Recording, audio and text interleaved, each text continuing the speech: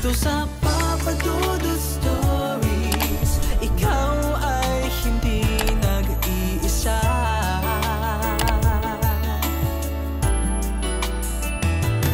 Dito sa Papa Dudut Stories, may nagmamahal sa'yo. Papa Dudut Stories. Papa Dudut Stories. Sa lahat po ng mga nakatutok ngayon, huwag pong kalimutan mag-like, mag-share at mag-subscribe. Maraming salamat po sa inyong lahat.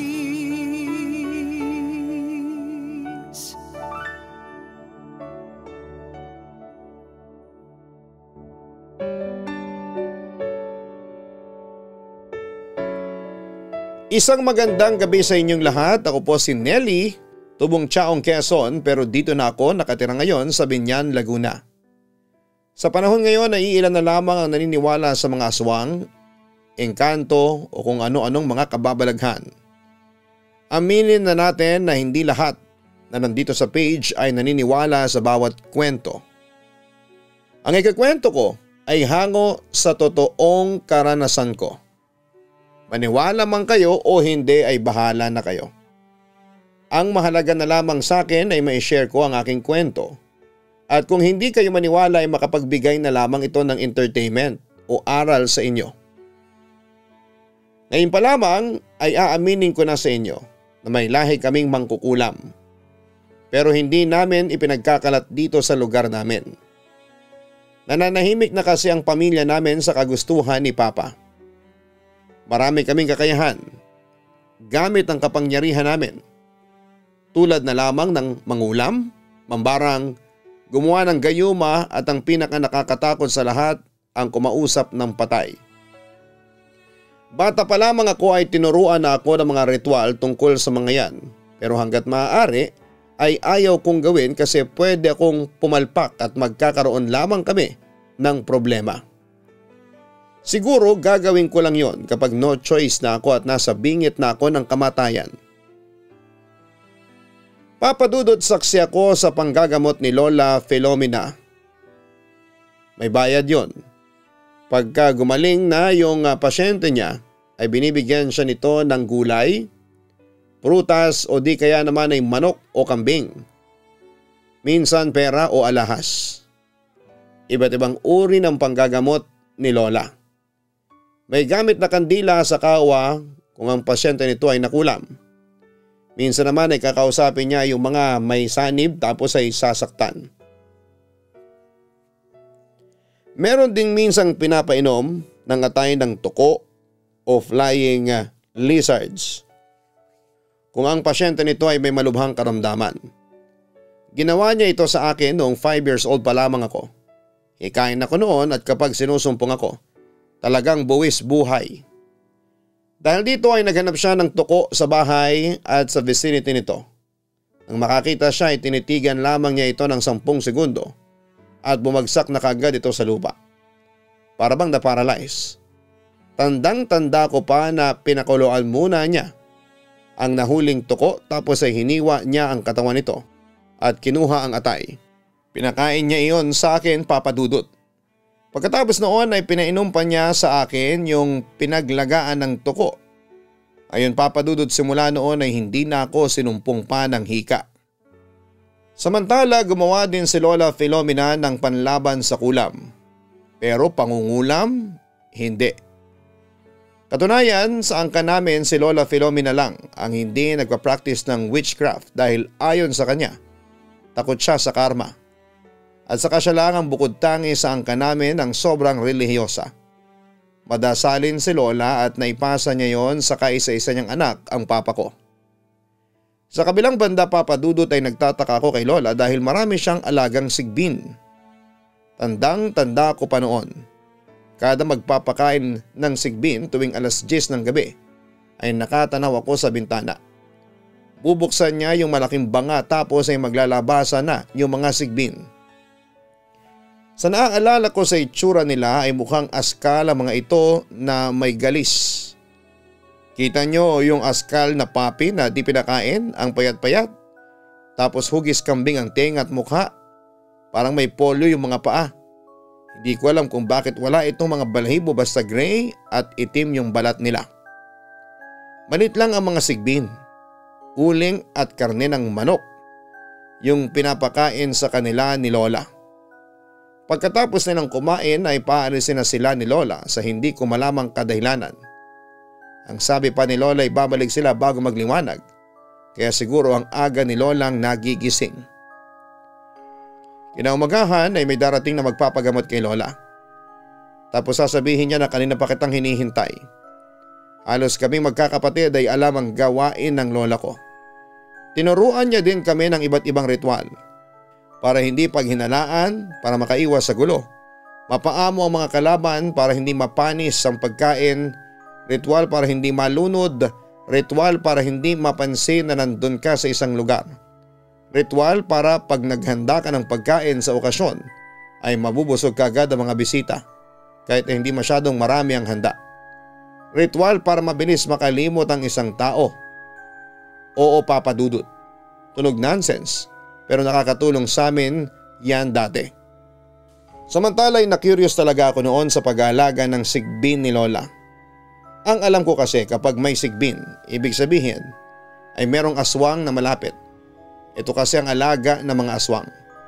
At ang sigbin ang nagiging gabay nila sa paghahanap ng susunod na mabibiktima. Isang gabi pagkatapos ng magpakain ni Lola Filomena ng sigbin ay nagtanong ako sa kanya. Lola, bakit po kayo may alagang sigbin? Aswang po ba kayo? Tanong ko. Napangiti lang si Lola noon. Hindi ako aswang, Nelly. Ang mga sigbin na ito ay alaga ng kaibigan kong aswang na si Ramiro. Kasing edad ko lang siya at wala siyang naiwang tagapagmana ng pagiging aswang niya.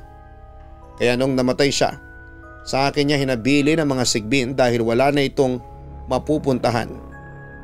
Wala namang aswang dito sa lugar natin. Kaya ako na ang sumalo ng responsibilidad sa kanila. Kwento pa niya. Buti naman po't nakasundo ninyo ang mga sigbin ni Ramiro, ang sabi ko naman. Mabait kasi ako sa kanila kaya sinusunod nila ako, ang sabi pa ni Lola. Sa kabilang banda ay hindi pa natapos noon ang curiosity ko.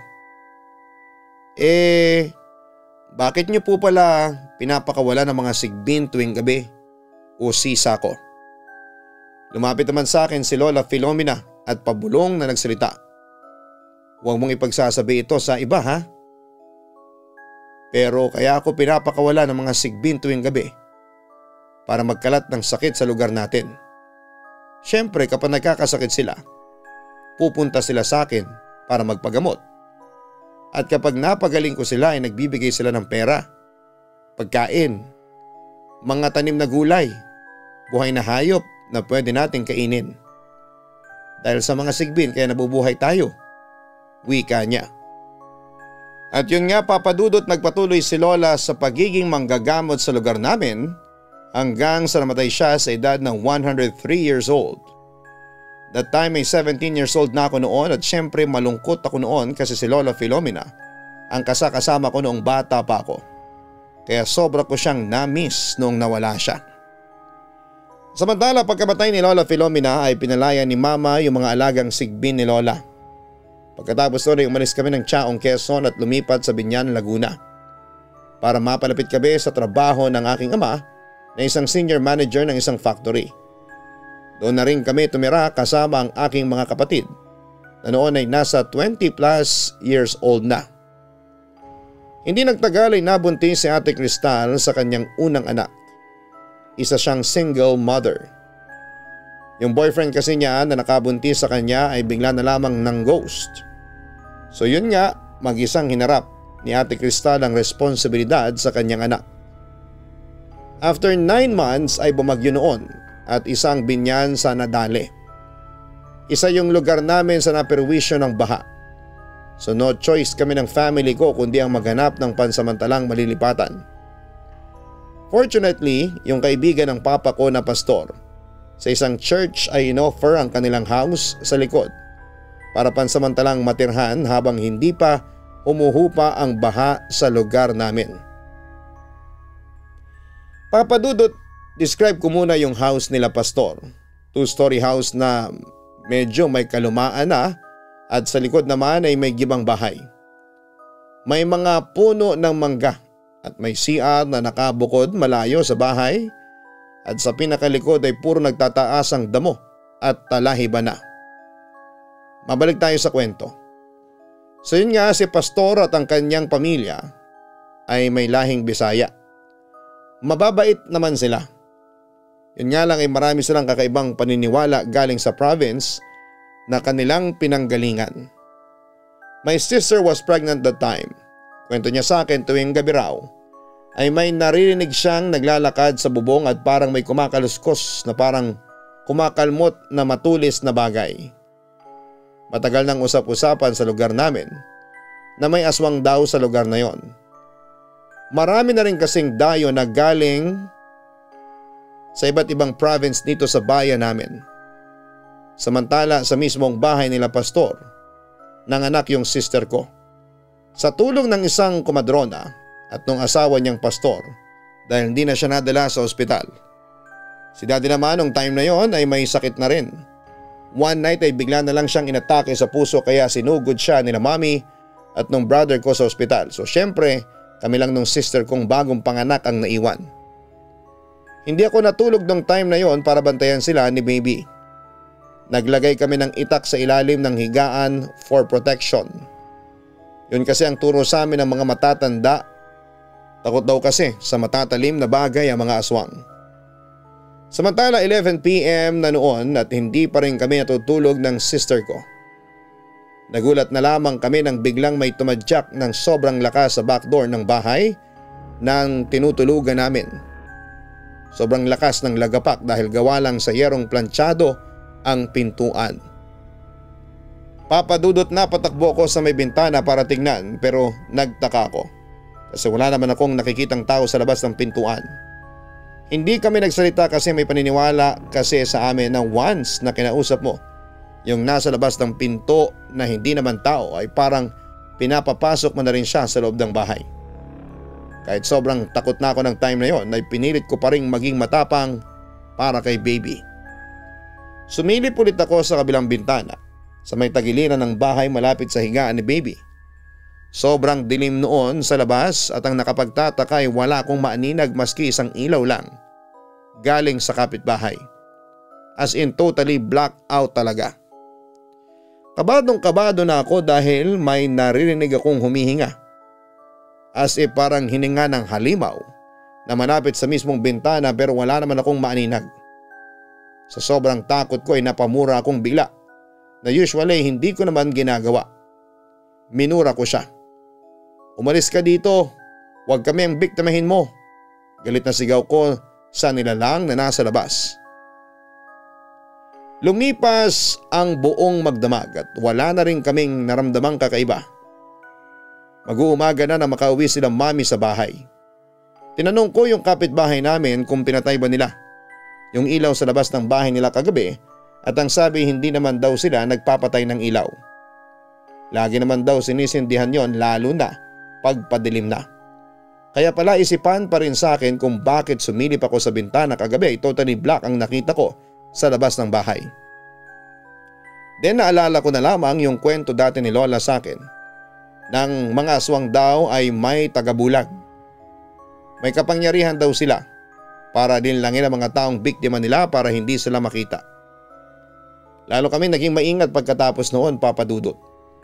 Inayos ng kapatid kong lalaki yung mga pinto at bintana sa bahay namin para masiguradong walang makakapasok na hayop o aswang sa bahay.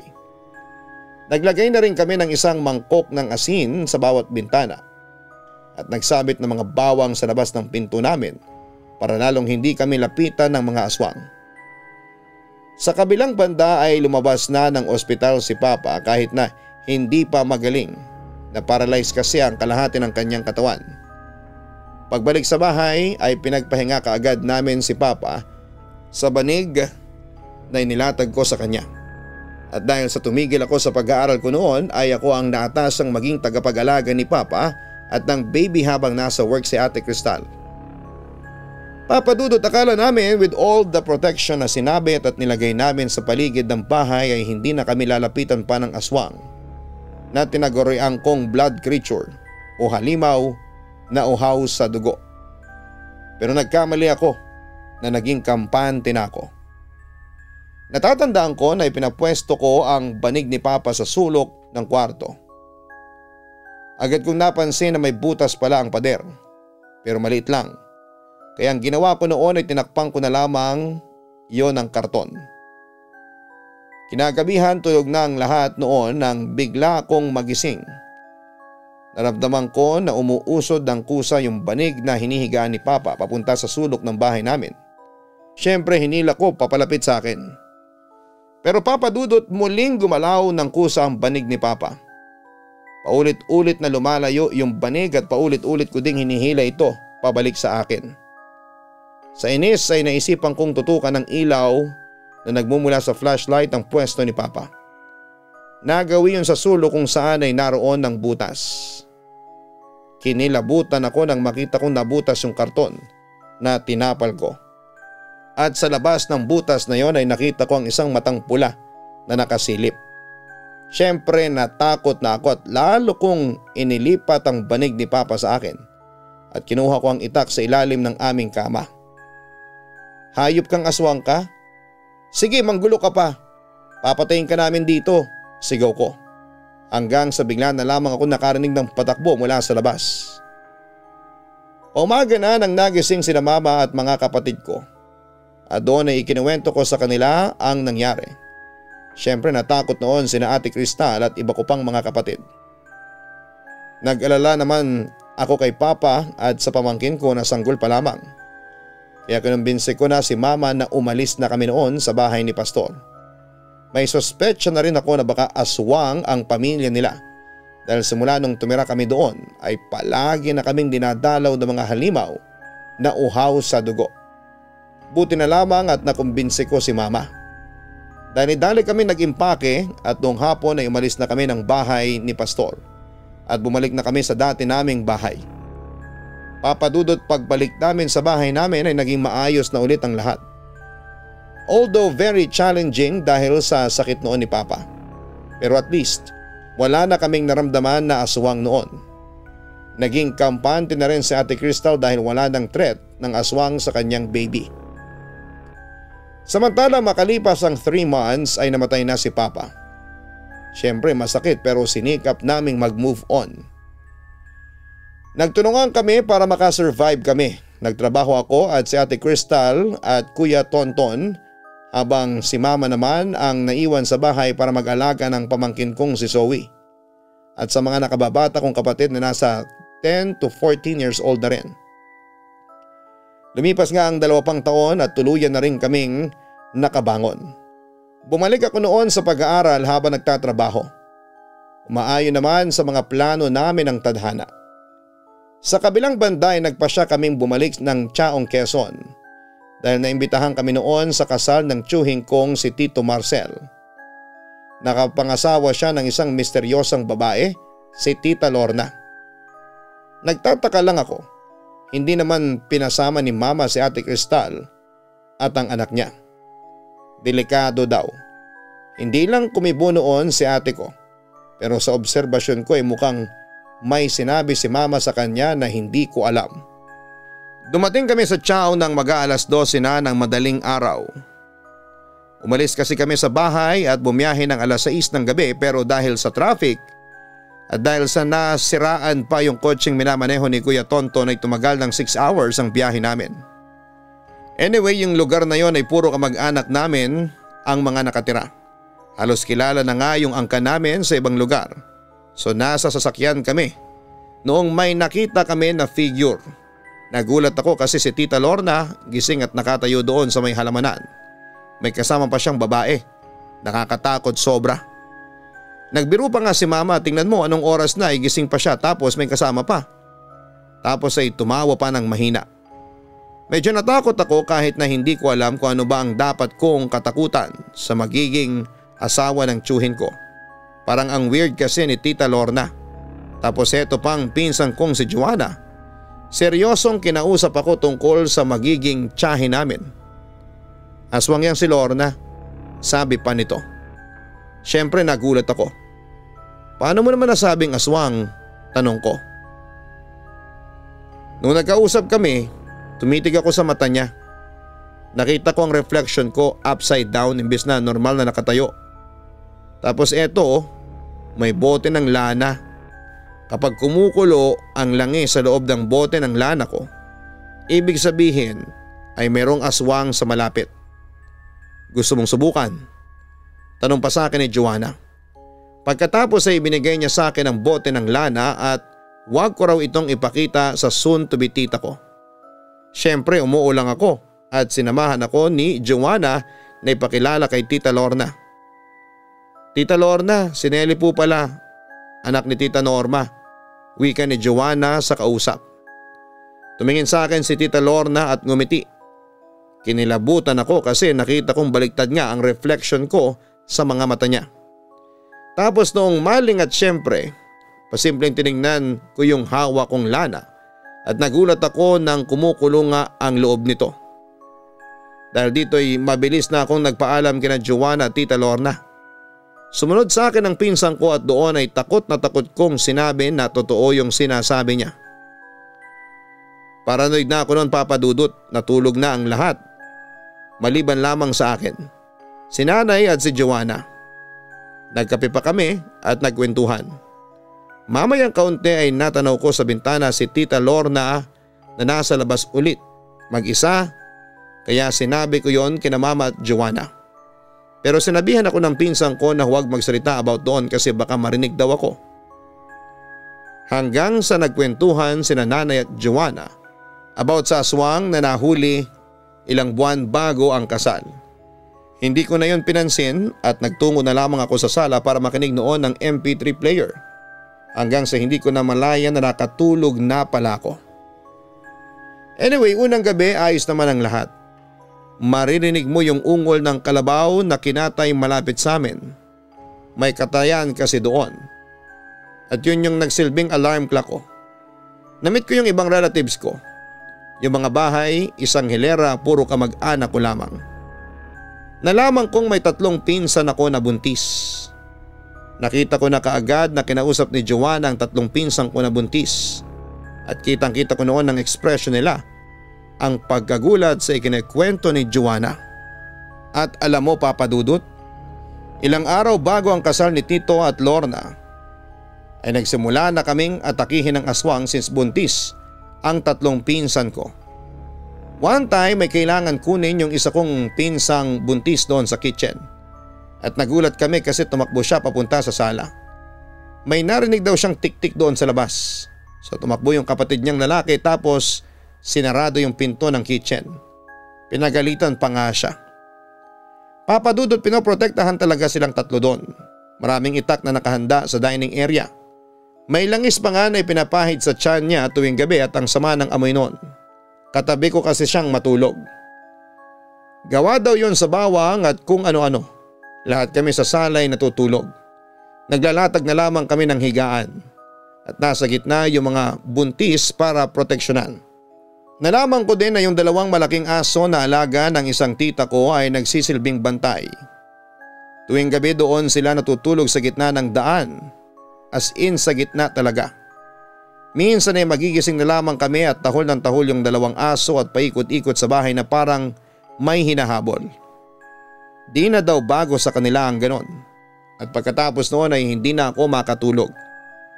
Pakiramdam ko ay anytime ay may kukuha sa akin since puro salamin lang ang bintana nila at madaling sirain.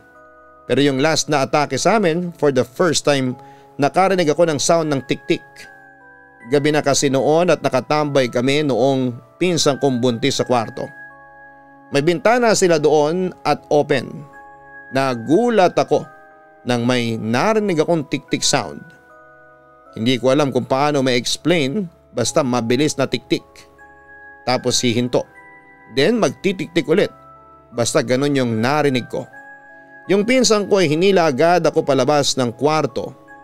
Natatakot siya na natatawa sa akin kasi yung itsura ko daw At ako ay hindi makapaniwala at parang gusto kong sabihin na seryoso. Muntik na tayong mapahamak pero parang ayos lang sa kanya. Lumabas kami sa veranda para ikwento kina mama at tita Nancy, tapos ay ngumiti pa si mama na ang tanong niya lang sa akin ay, "O ano, narinig mo? Di mo lang tinanong kung ayos ba ako?" Tapos ay parang naaliw pa sila kasi first time ko daw maka-encounter ng ganon. Dahil doon ay diretsang tinanong ko na sina mama, "Alam ba ni Tito na aswang si Lorna?" Diretsang tanong ko. "Oo, ang totoo niyan. Siya mismo nagsabi sa akin kaya hindi ko na pinasama noon si Cristal at ang apo ko. Nung una tumutol ako pero nagsabi sa akin ng tito mo na mahal daw niya talaga si Lorna." Kwento pa ni mama. "Kaso aswang pa rin si Lorna," naibulalas ko. "Hindi si Lorna ang narinig ninyo. Baka mga kamag-anak niya yon," sabi naman ni tita Nancy. "Pero may 3 buntis tayong kasama. Hindi ba delikado yon para sa kanila na may aswang dito sa paligid?" Naiinis kong tanong. May naon namang sumagot si tita Nancy. "Nelly, huwag ka mag-alala at nangako naman ang angkan ni Lorna na hindi nila tayo atakihin. Lalo na yung mga buntis sa atin," aniya. Pero hindi ako kumbinsido doon kaya kinabukasan ay kinumbinsi ko yung 3 pinsan ko na umalis na muna at wag nang dumalo sa kasal ni na tita Lorna at tito.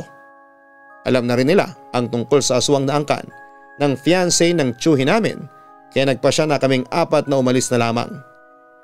Hindi na kami nagpaalam kina Tito at Lorna. Bumalik ako ng Binyan habang ang 3 kong pinsan ay bumalik na sa kanilang lugar. At yun nga, nabalitaan ko na lamang na masayang naidaos ang kasal, pero hindi sa simbahan kundi sa outdoor lang. Tapos ang nagkasal noon sa kanila ay ang kilala nilang barangay captain na abogado. So far ay wala naman akong nabalitang problema, although hindi raw magkakaanak sina Tito at Tito Lorna. Ganun pa man, masaya pa rin naman daw sila. Sa ngayon, Papa Dudut, ay dito pa rin ako nakatira sa Binyan, Laguna. Kasama si mama at yung mga younger siblings ko. Nag-aaral pa rin ako since working student ako ay putol-putol ang pag-aaral ko. Sina Ate Crystal naman at sina Kuya Tonton ay may sarili na ring pamilya at dito na sila nakatira sa Binyan at Carmona respectively. Papa Dudut, ito lamang ang may babahagi ko sa inyo. Sa maniwala o hindi ang mga nakikinig ngayon, totoo ang mga aswang o mga tinatawag na blood creatures. Although wala naman ako naging problema sa pagiging blood creatures nila. Muli, thank you and God bless, Papa Dudut. Lubos na gumagalang, Nelly.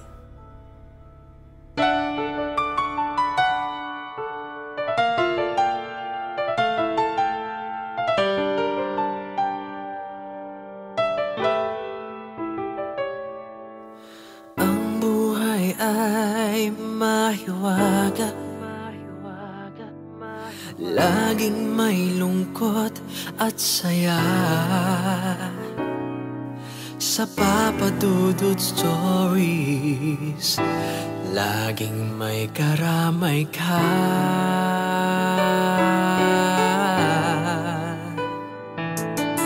Mga problemang kaibigan, dito ay pakikinggan ka.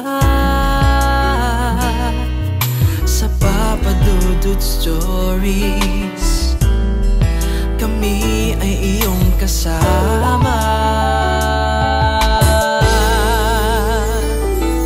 Dito sa Papa Dudut Stories, ikaw ay hindi nag-iisa.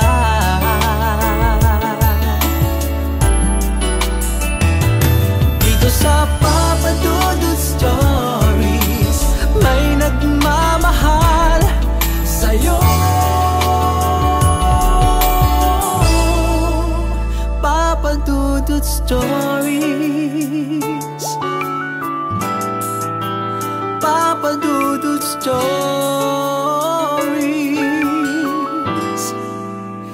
Papa Dudut Stories.